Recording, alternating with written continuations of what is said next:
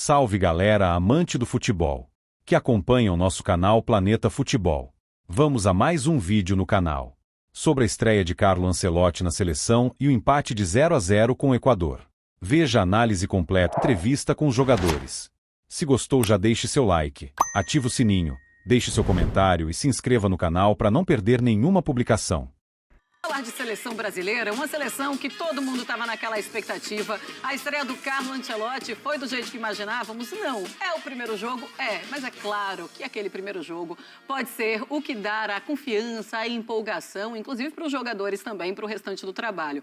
Veremos o que o Carlo Ancelotti fará também aqui em São Paulo quando joga contra o Paraguai. O Paraguai que venceu hoje a sua partida também de eliminatórias. Estou ao lado do Breiler, como eu falei, e começo com ele, porque ele está no canto da mesa. Opa. Então ele tem a prioridade hoje, desculpa, Gustavo Zupac e restante da nossa mesa. Tudo bem, Breiler? Tudo bem, Marcelo. Boa noite. Boa noite para você. Esperava muito mais? Esperava. Boa noite para o Zupac, Jean, Calçade, fã de esportes. Esperava mais, acredito que todo torcedor brasileiro tinha uma expectativa maior em relação à seleção. A gente sabe que o nome do Ancelotti já carrega uma credibilidade automática e o trabalho não funciona dessa forma, não é tão imediata assim a mão do treinador na equipe. Só teve 3 treinos e do outro lado também um bom adversário. Seleção equatoriana do BKSS é um time bem organizado, um time que não estava na segunda colocação das eliminatórias à toa, mas feitas essas ressalvas, é uma estreia decepcionante, e aí muito menos pelo Carlo Ancelotti e muito pelo que a gente está cansado de ver na seleção. Jogadores que não conseguem render o que rendem nos clubes, e aí são vários, né? O ataque, mais uma vez, não funcionou. O Richarlison recebeu oportunidade, bateu muito com os zagueiros ali, trombando, demonstrando vontade, mas pouco teve a bola para trabalhar. O Vini Júnior, com dificuldade no 1 contra 1, ficou até o fim da partida, mas ainda assim, sem ser aquele Vini Júnior que o torcedor espera, e até pelo tipo de marcação da seleção equatoriana, né? O Ordonhas ali fazendo uma marcação muito cerrada, com cobertura do pátio.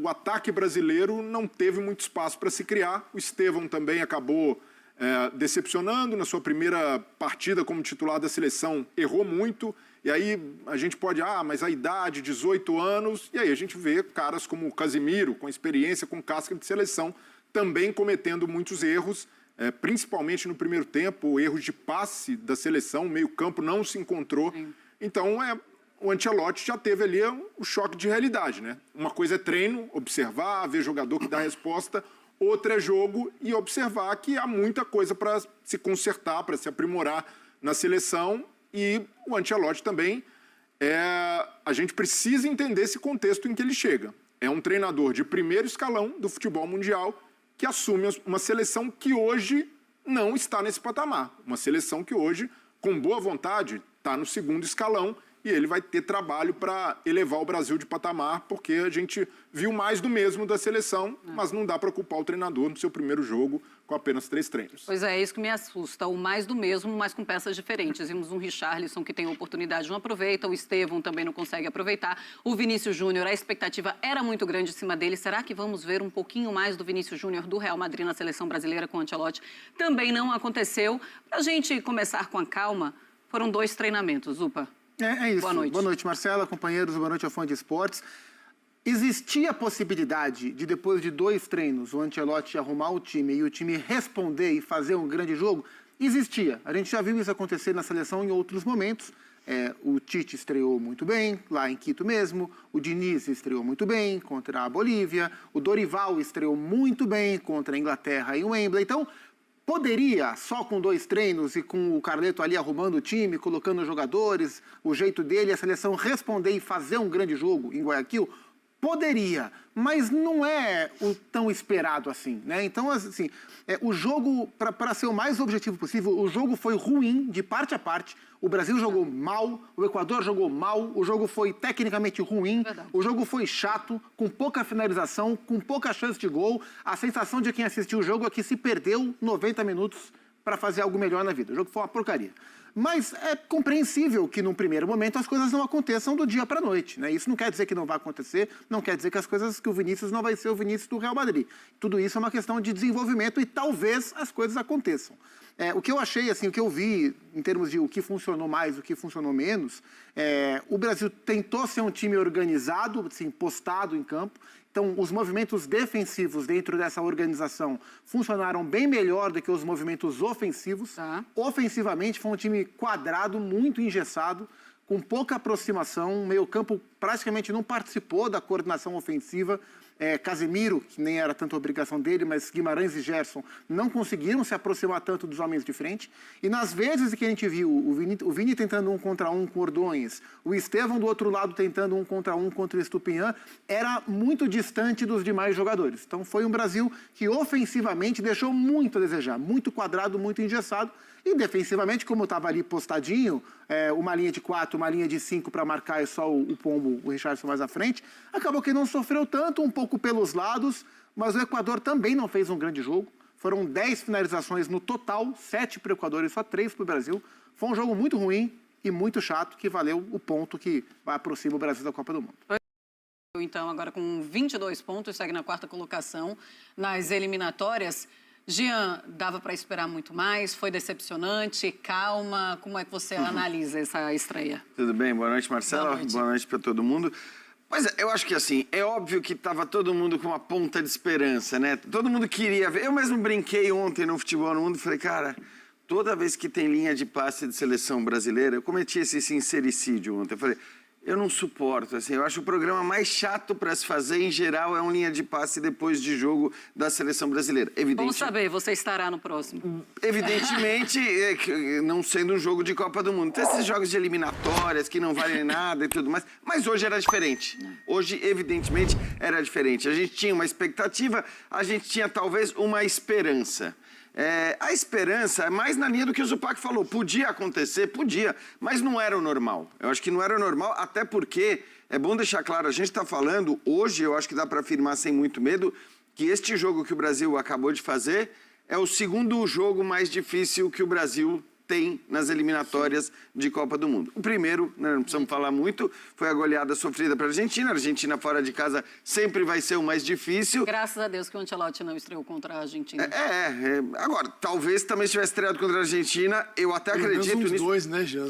Não ia tomar goleada, porque aí eu acho que tem o que o Zupac falou, a questão da organização defensiva, ela ficou muito clara. Foi uma seleção disciplinada taticamente, uma seleção organizada defensivamente, uma seleção concentrada o tempo todo, mas uma seleção que, mais uma vez, não consegue produzir. Não consegue produzir muito pelo meio-campo. É um meio-campo que não produz ofensivamente, é um meio-campo hoje com uma figura diferente que é o Casemiro, que é importante defensivamente, que é uma referência, que tem qualidade de passe também, mas de resto, assim, a gente tem a Bruno Guimarães, de novo, foi mal, né? Que a gente sempre vem falando que o técnico da seleção vai ter, acima de tudo, fazer com que os caras consigam jogar na seleção o que jogam nos seus clubes. O Vini, dos 3 da frente, foi o que tentou um pouco mais, não conseguiu ser o Vini na sua melhor versão, mas foi aquele que tentou um pouco mais. E aí, só para dar um destaque, acho que negativo, para mim foi o Richarlison. E eu digo isso assim, com dor no coração, porque eu gosto do Richarlison, acho legal que ele esteja na seleção, ele viveu a melhor fase dele com o Ancelotti. Mas obviamente tem um foco muito grande sobre ele, né? Quando ele foi convocado, muita gente criticou, e acho que no seu primeiro jogo, não quer dizer nada também, ele não foi bem. Em compensação, o Alex na zaga, talvez o melhor jogador da seleção brasileira hoje, e vale lembrar, né? É uma estreia, quer dizer, uma primeira partida como titular de seleção brasileira. Então, aí já para pegar as escolhas específicas do Ancelotti, né? Uma que não deu muito certo lá na frente, que foi o Richarlison, e uma que deu muito certo lá atrás, que foi o Alex. Vamos ficar com o Alex, então, viu, Zupa? Melhor. O Alex vai ficar mais fácil pra gente saber quem é quem ali. Não. Na parte defensiva, Alexandre e Alexandre. Ter 2 Alexandres... Existe, né? Um lado do outro. E ele pediu para ser chamado de Alex, né? Ótimo, Então, tá assim... Alex R. Fala, Calçade, tudo bem? Olá, boa noite, tudo bem, Marcela? A minha expectativa não era grande, não. Não? Não, porque... Eu estava muito iludida. Sim, sabe, se vem o Carlo Ancelotti, a gente muda tudo. É uma varinha mágica. Não é... Eu estava nesse nível, assim. A minha expectativa, ela era alta tarde, né, para Espanha e França. E aí ela foi perfeitamente preenchida. Acho que até houve um exagero. Mas aí sim. E aquele jogo de tarde, em paralelo a esse, mostrou o quanto nós vamos ter que trabalhar. Mas nós vamos ter que trabalhar muito. E não tem jogo e tempo para isso. Como o Carleto vai dar um jeito aí, não tenho a menor ideia. E como a gente está distante dessa turma, distante, né? Não, mas muito distante, né? Você pega Espanha, França, mesmo Alemanha, Portugal, nós estamos assim na rabeira deles, na fila. Agora, tem um ano para a Copa, pode ser. É que como a galera que começou a trabalhar de um jeito diferente, melhor, e a UEFA criou a Nations League, então você não tem mais espaço preenchido com porcaria. Na Europa, tudo é grande jogo hoje em dia. Tirando eliminatórias, que você pega um Luxemburgo pela frente, Malta, mas é jogão. Agora, só e há um desenvolvimento. Eles se queixam disso, né, Calçade? Porque eles falam que tem muito jogo grande e que aí você desgasta demais. Mas eu estou de acordo com você, mas eu acho que é melhor para eles do que para a gente. A gente fica aqui, né, nessa rua, com a show correndo atrás do rabo.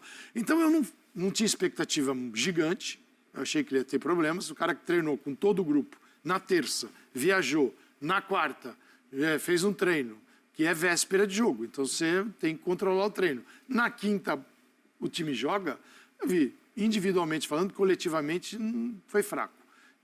O Alex, o Casimiro voltou bem, ele tirou de bola ali, o que ele deu a segurança que o Ancelotti confiava que ele traria de volta para a seleção. E aí tem que trabalhar, tem que desenvolver. O que vai acontecer, pode acontecer, o Brasil ganhar uma posição, que se ele vencer o Uruguai, que é terceiro, que ganhou o Paraguai, que ganhou do Uruguai hoje. O Paraguai é terceiro colocado com 24 pontos.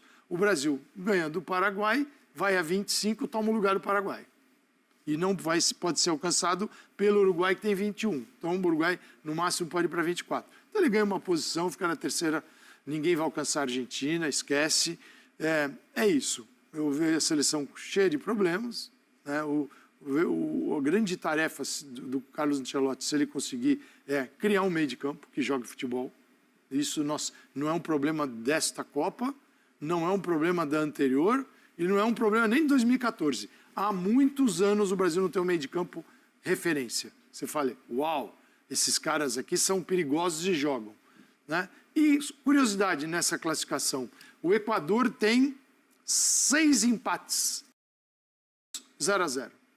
Então o Equador, que é o segundo colocado das eliminatórias, tem 6 placares 0-0 nas eliminatórias. Então, eles tomaram 5 gols em 15 jogos. Ou seja, o Equador é resultado. Assim, o que o Equador empatou, o Brasil andou perdendo. Senão o Brasil estaria em segundo lugar como o Equador, à base de empates.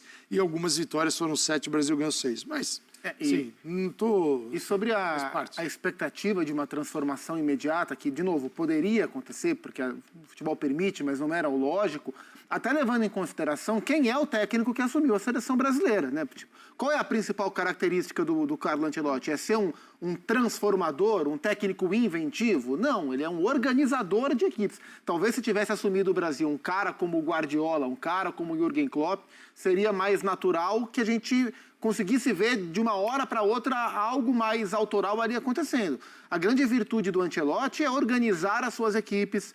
O Brasil não vai ser o time mais ofensivo do mundo e jogar o futebol de rua, do DNA brasileiro. Não é essa a característica do Ancelotti. Ele é um cara de times equilibrados, de times organizados, de times estáveis e contando muito com o talento dos homens de frente para que eles resolvam e desequilibrem os jogos. Foi a partir dessas premissas que ele construiu os seus últimos trabalhos, em especial do Real Madrid. Mas, assim, isso dificulta para que ele chegasse, 2 treinos, o Brasil fosse outro time. Poderia acontecer? Poderia. Mas era mais previsível hoje que o Brasil mostrasse organização... Que foi vista. Mais do que propriamente uma transformação... Né? Em relação a desempenho e a encaixe de jogo. Mas né? Teve alguma mudança, teve alguma melhora? Porque a gente viu um meio de campo mais encorpado, digamos assim, se a gente for fazer uma comparação com o time do Dorival. Mas ainda assim não é da maneira como imaginávamos. Um meio campo que consegue parar a bola, consegue organizar o time. Tinha um homem a mais, né? O Dorival jogava só com 2 no meio e com um a mais. 4 atacantes. Eu acho até Tem alguma melhora olhando para esse ponto? Então, eu acho até que tem a ver. Eu acredito que a gente possa ver, eu não sei aí, o o Ancelotti não tem tantos jogos até a Copa do Mundo, mas que a gente possa ver, até mesmo no próximo jogo, eventualmente, o Brasil com um formato diferente.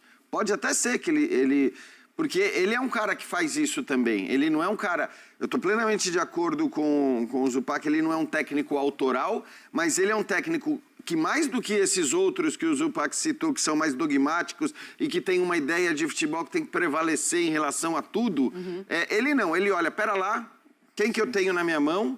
Quem é o meu adversário? Com esses caras que eu tenho, para esse adversário, qual é o melhor time que eu vou escalar? E ele falou isso na coletiva. Exato. Tem hora que vai ser ofensivo, tem hora que vai ser reativo. Ele falou isso. Então pode ser que a gente volte a ver um 4-2-3-1 na seleção brasileira. Hoje, de fato, não fazia sentido, pelo que eu falei. Pela qualidade do adversário, eu acho que pela chance que o Brasil tinha de perder este jogo, porque o Brasil que a gente vinha vendo tinha uma boa chance de perder esse jogo. Então, eu até, para mim, assim, os méritos, a organização defensiva, e de fato, você vai falar, bom, organização defensiva, os laterais subiram muito pouco. Sim, subiram muito pouco, e é um preço... Ele quis segurar ele todos na linha... Estavam sempre. A linha quebrada. É isso. A linha estava sempre montadinha, organizadinha. Acho até que o Wanderson não foi bem, ele errou tecnicamente, mas do ponto de vista tático, a linha lá defensiva estava montada o tempo todo. Os três do meio-campo tinham o tempo todo a ajuda do Estevão quando o Brasil perdia a bola e o Brasil. O Vini voltando menos. Fechava. Né? O Vini voltando menos. Richarlison mas acho que faz sentido, né? Gastando a sola da chuteira para voltar. Até olhando para. Então, e aí que eu acho essa coisa do empenho, da dedicação, da concentração, tudo isso foi visto. E acho que assim, é algo importante para você ganhar uma Copa do Mundo. É só um primeiro passo, de fato a gente está anos-luz das principais seleções europeias hoje, mas essa é uma realidade e essa realidade não ia mudar depois de um jogo de hoje. Sim. Se o Brasil tivesse ganhado de 4-0 do Equador, talvez se criasse aquela empolgação que foi criada quando o Diniz assumiu, que um monte de gente ficou até preocupado, falando, putz, mas e agora? O que, que a gente vai fazer com o Ancelotti? O que a gente faz com o Ancelotti? É isso, tinha o papo do Ancelotti e as pessoas falando, pô, mas agora o Diniz estreia goleando a Bolívia, o que a gente vai fazer com o Ancelotti? Aí no jogo seguinte, contra o Peru... Exato. Opa, pera lá. Então, assim, vamos, Carleto, aquece. Não golear o Equador hoje não é a questão, não se empolgar depois do jogo de hoje não é a questão. A questão é a grande diferença que de fato existe em relação ao que a seleção brasileira tem apresentado nos últimos anos e o que a gente vê algumas seleções europeias apresentarem. Não pode esquecer que essa também foi uma convocação várias mãos, né? Sim. Tem jogadores do Ancelotti, por exemplo, o Alex, da zaga, o jogador dele. É um cara que viveu tantos problemas com zaga, com os zagueiros no Real Madrid, devia estar olhando para todos os zagueiros no mundo. Ele estava na última pré-lista do Dorival, mas quem convocou foi a Ancelotti. Primeira convocação. Porque é o cara que estava ali enxergando do lado dele e certamente o Real Madrid olhando os zagueiros todos os lugares. Então isso era fácil para ele. E outros que ele vai conhecer. Por exemplo, o Gerson. Olha, você precisa de um meia, um jogador que atua no meio de campo dessa forma. Tem esse aqui, o que você acha? Ele pode até conhecer à distância, mas ele está mais próximo do futebol. O Hugo, terceiro goleiro, ele não conheceu o Hugo. Jamais. Né? Agora, o Richarlison, Casemiro, Danilo, o Alexandre. O Estevão. Esses são muito dele. O Estevão, e ele mesmo falou isso. Eu não conheço o Estevão, estou conhecendo agora, vendo pessoalmente, vi algumas coisas, alguns vídeos. Mas acho que, assim, caras que a gente pode afirmar que são dele, né? Assim, Casemiro, o Alex, o Richarlison, o Danilo e o Alexandro. Acho que o Ederson, que já vinha sido, que não entrou, mas... o Vini. Claro, e aí o Vini, enfim, acho que é isso. Assim, no fim, é óbvio que tem um olhar já... Eu acho que já teve... Eu vou te confessar que eu acho que teve até mais identidade do Ancelotti na primeira convocação, estou falando, do que... Talvez eu imaginasse, porque a gente lembra, né? A temporada dele acabou 2 dias antes da convocação. Então, novidades ali. E vamos ver, a gente tem que esperar. E o trabalho vai ter que ser grande mesmo.